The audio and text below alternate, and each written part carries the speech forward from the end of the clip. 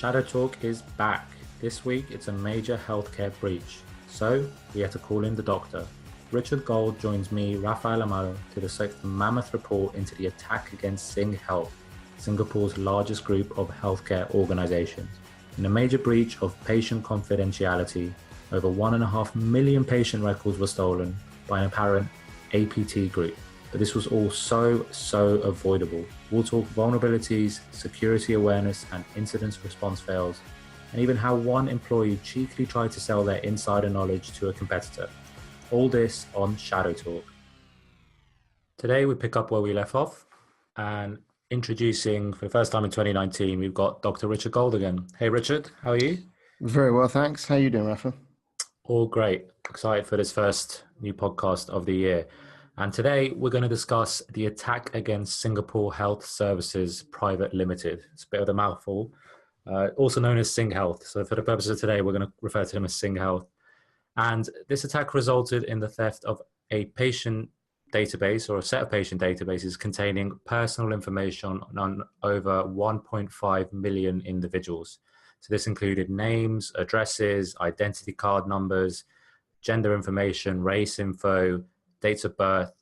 And to make matters worse, 159,000 patients in this data set also had additional medical data stolen, one of which was the Prime Minister of Singapore.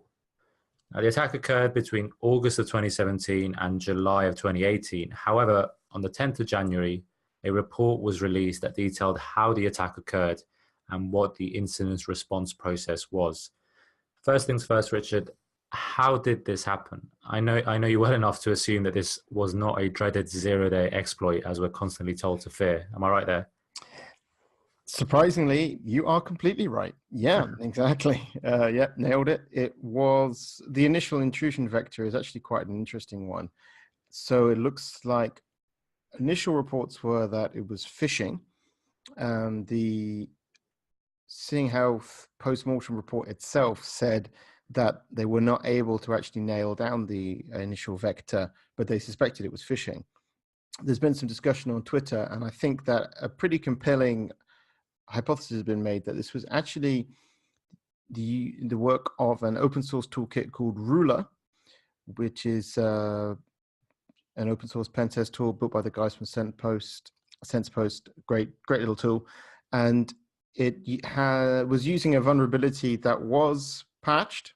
So yeah, no 0 days here today, folks. It was an already known vulnerability that had a patch was available, but the patch was sadly not applied. It's a pretty cool little vector, actually. So it dates back from 2017, as you mentioned, and it allows you as an attacker to modify the Outlook homepage of somebody. So you can, if you have their credentials, so this was a valid account attack. So they had the credentials from some mechanism unknown, and they were able to then log into the Exchange infrastructure as that person and set their Outlook homepage to be a piece of malicious code, effectively.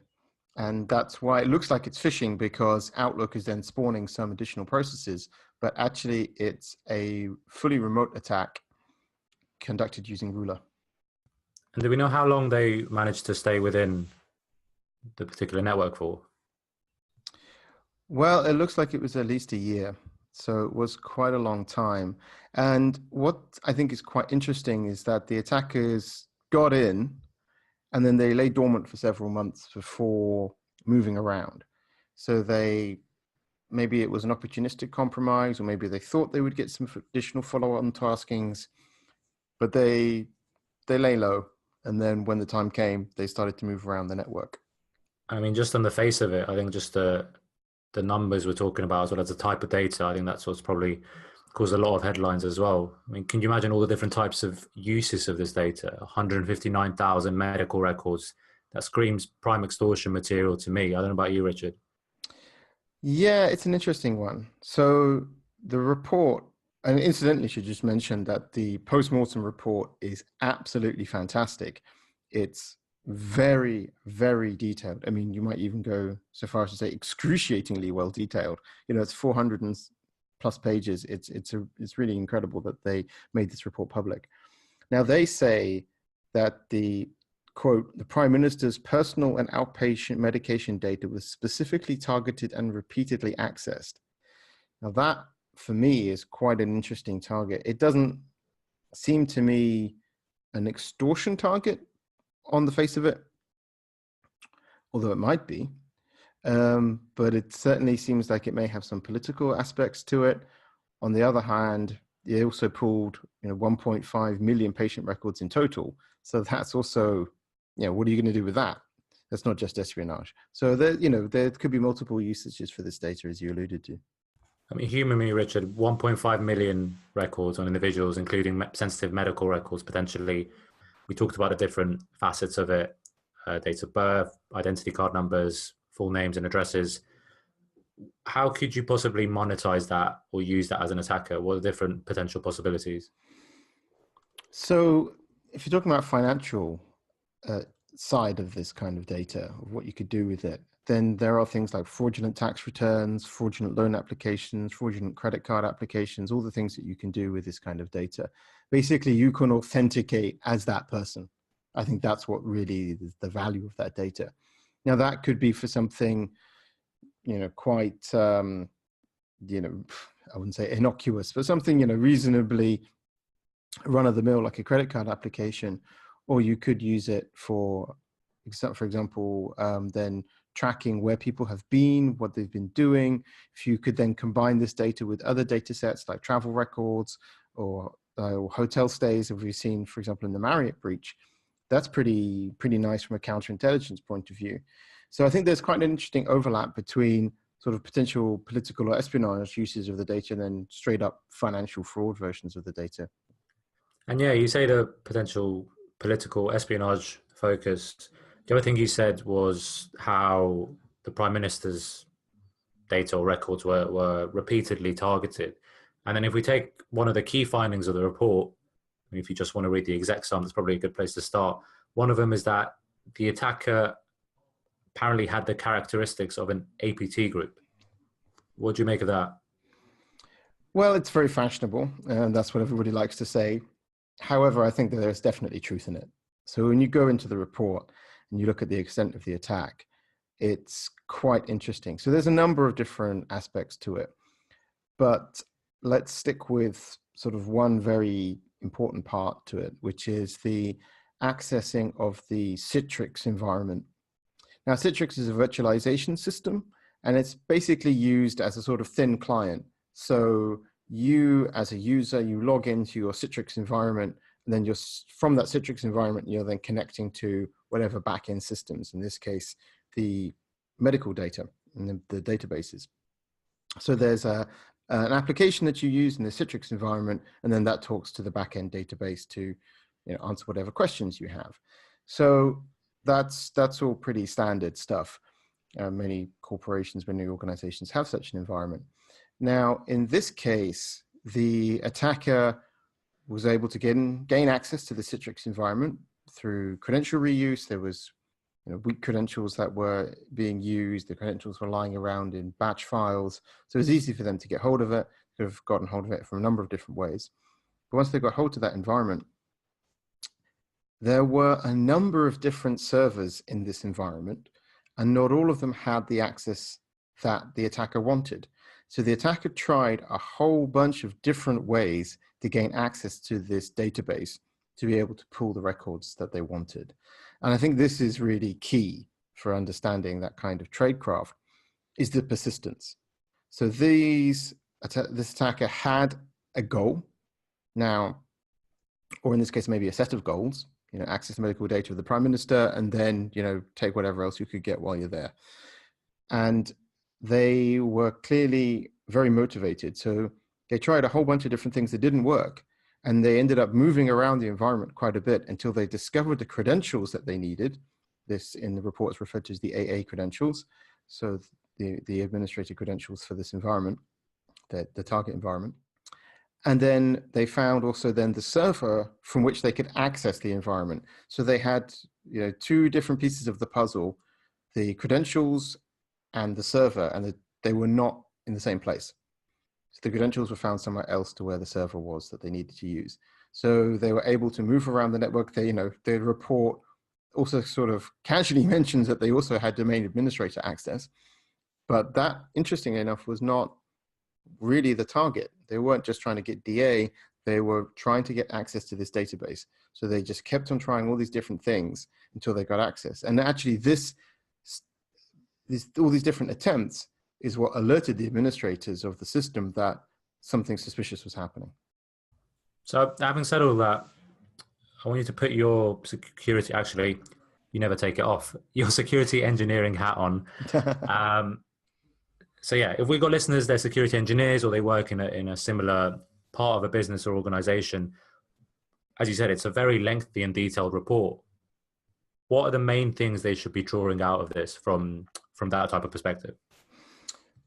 So there's a few things. And I think what I like with these reports and what I personally find to be very valuable is that there are, of course, the technical issues, but then also the process issues. And I think it's very worthwhile to pay careful attention to both. So you really just can't get away with doing one or the other. So in the technical side of things, we saw that, the usual stuff, right? Known vulnerabilities were being exploited. Patches were available. They hadn't been applied. Standard. We've seen this so many times. The organization had pen tests conducted. The findings of the pen test were not addressed.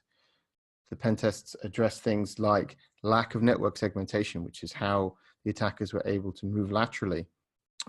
Also, for example, no 2FA to protect admin accounts or accounts in general. So once the attackers got hold of credentials, they were able to use them without any additional speed bumps.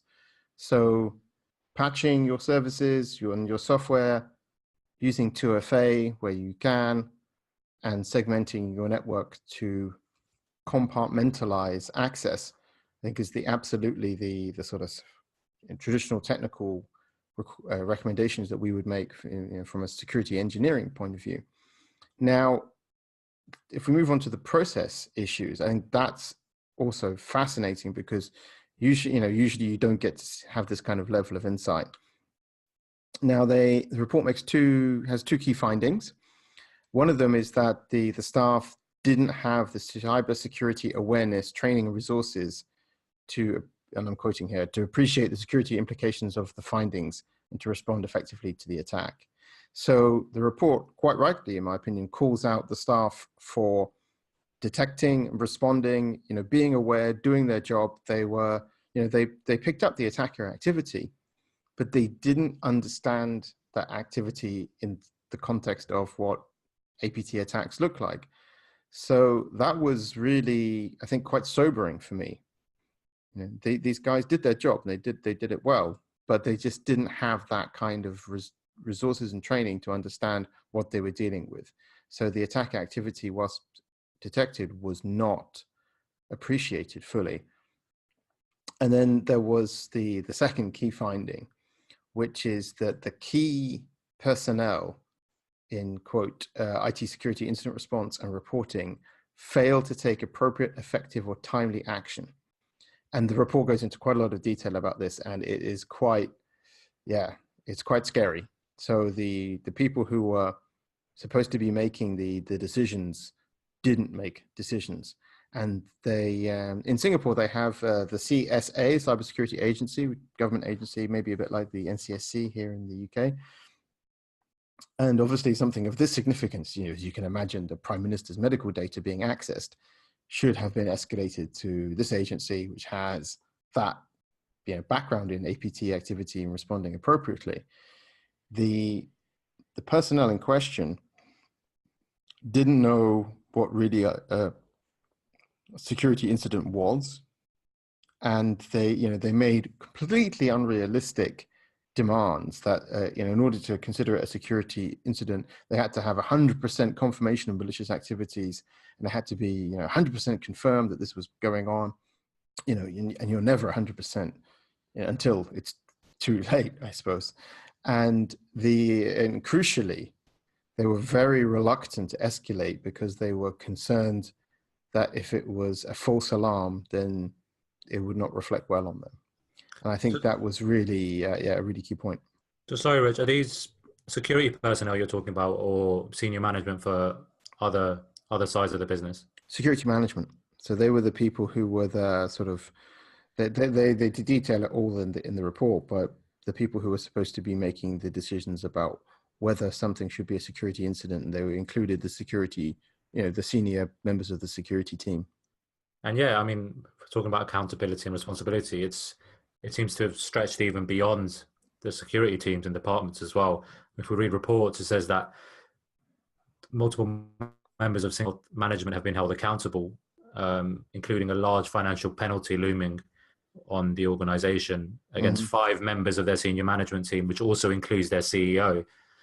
Yeah. So yeah, definitely is an organization-wide problem. But I thought it was very interesting that the concern was that if they raised the alarm and then that turned out to be an alternative explanation, that would just be catastrophic. And we talk about this on a very small level about like phishing. Like when an employee receives a phishing email, they should feel comfortable to report it and say, "Hey guys, I've received this. I'm not sure quite what it is. Can you let me know?" And often that turns out to be a false positive, a false alarm. But certainly our approach here is that that's just not a problem. Like, yeah, no problem. That's good that you're paying attention and that you're trying to spot things, and not a problem. And even if somebody does fall for a phishing email, does submit credentials, does fall prey to this kind of stuff, that's not a problem. The most important thing is that you tell the security team as quickly as possible so that they can respond. And the fact that this kind of issues become at the level of the organization, where the organization doesn't want to escalate something, that doesn't bode well. Yeah, we've seen that countless times with big breaches where PR teams will wait days before they not even PR teams, just customer service teams will take, it's obviously an organizational decision, but they'll wait ages to even tell their customers that something has gone on, purely, well, not always purely, but a lot of time just out of trying to save face. And that can happen on an individual level. You might feel embarrassed that you've been compromised, that you've fallen foul to a phishing attempt. But as you say, better to be safe and report it as soon as possible, because then you can actually do something about it. Yeah, and especially when you're dealing with such sensitive information. I mean, what set of problems would you rather have? That you have a few more false positives to respond to, or that somebody knocks over the Prime Minister's healthcare information and disappears with it? Who knows what was in that information? I mean, if you're an attacker, which you're looking for very specific information, or you felt that there was, for example, there was non-public information in there. Maybe this person had a medical condition that people didn't know about. I mean, this, in terms of, making disinformation campaigns or all this kind of stuff, it's, wow, it's amazing. It's an amazing data set as an attacker. So considering how important it is, it's worth a few extra false positives. Speaking of reporting, you just reminded me of something. So there's one particular nugget that you drew out and you highlighted to me, and that relates to the coding vulnerability in the medical database system. And there was an employee who discovered a method of exploiting that vulnerability, but maybe his reporting process wasn't all that traditional, was it, Rich? Yeah, that was a real eye-opener. I think I really, almost spilt my coffee when I was reading the report and I came to that part, as it was not really mentioned too much elsewhere. So this guy who found an issue with the Sunrise clinical product that was being used, instead of escalating it to the management chain or reporting it to the vendor, actually went and reported it to a competitor of the Allscripts Sunrise clinical products called Epic. And Epic, did the decent thing, went back to the company in question, to the management, and then the guy was fired. But that was a very, very, very surprising kind of insider move, I felt. And yeah, that could have had all kinds of consequences. Did this person sell this information? Did they pass it on to somebody else? who knows what happened as a result. But yeah, if somebody finds a vulnerability like that and then immediately ships it to a competitor, it's a dangerous person to have in your organization, that's for sure. I mean, yeah, part of me, it is surprising, but then when you sit and think about it, is it really surprising that things like that go on? I mean, when I sat back and mulled it over for a bit, I was actually like, probably a lot of insiders would do something like that. Obviously, you hope your employees wouldn't, but surely that's the way a lot of competitors learn about vulnerabilities in other people's products. Yeah, I really don't know, to be honest with you, because this is one of the few times where you really have that level of detail, where you actually have the email that the guy sent in the report, and you can see everything about what happened. So you may well be right. We just don't get sight of it. But yeah, that's just a small tidbit from the report. It's probably not the main thing listeners should take away, or readers. Exactly. So I mean, it's it's related. But it's not the real core of the technical and process failures which led to the successful attack. But certainly is a concerning aspect to it. So as always, a reminder to check out research from Rich and the wider team at resources.digitalshadows.com. Also, as a New Year's resolution, why not recommend this podcast to a friend? You can review us on iTunes or your podcast platform of choice, and that will also help others find the show more easily. All right, it's that time to wrap up. Rich, as always, I mean, you've given us lots of things to consider here. I'd urge anyone interested to have a look at the report. You don't necessarily have to go through all of it. You can just read the exec sum. You can pick out certain sections that we've highlighted here. But Rich, what are your key takeaways from the report or the incident itself? Does it make us think about security in a particular way that you want our listeners to be aware of? So I think from my side, it goes back to the fundamentals that we so often touch on this podcast. There were technical issues that were not addressed. The organization knew about them, they weren't addressed, and the attacker took full advantage of them. The attacker used pretty standard APT tradecraft. They didn't have to rely on some kind of crazy ODE. It was all pretty standard, exploiting known vulnerabilities. But that being said, this attacker was particularly dangerous due to their persistence, and they were really motivated, and they used this motivation to keep on moving around in the environment, keep on trying different things until they got to where they want to be. Now, on the other side, as well as the technical issues, there are also the process issues. And I think that's another sort of key takeaway for me, is that if you don't have good processes for incident response and these processes aren't tested, then it's going to be very, very hard to respond to, this kind of activity. And in this case, I feel that the organization should have known the sensitivity of the data that they access. I mean, in the report, they talk about how they have this VIP tag that you could apply, and then they created reports that every day about who accessed this kind of data.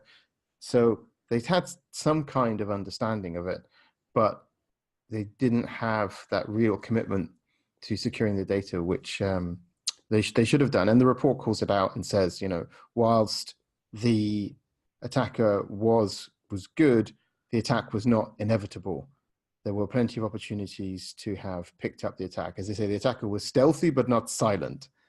And so there were plenty of opportunities for the attack to be detected, and the attackers to be kicked out of the network. But yeah, sadly, that did not happen. Great. Thank you very much for that, Rich. Now, just a final reminder that we've got another version of Shadow Talk out as well. Last week, we brought you the first episode of the weekly intelligence summary hosted by Harrison Van Riper. Join us again on Friday, where Harrison will be back with some more guests to discuss and digest the latest cybersecurity news from the week. Richard, as ever, thank you very much. A great way to kick off the year. Thanks, my pleasure.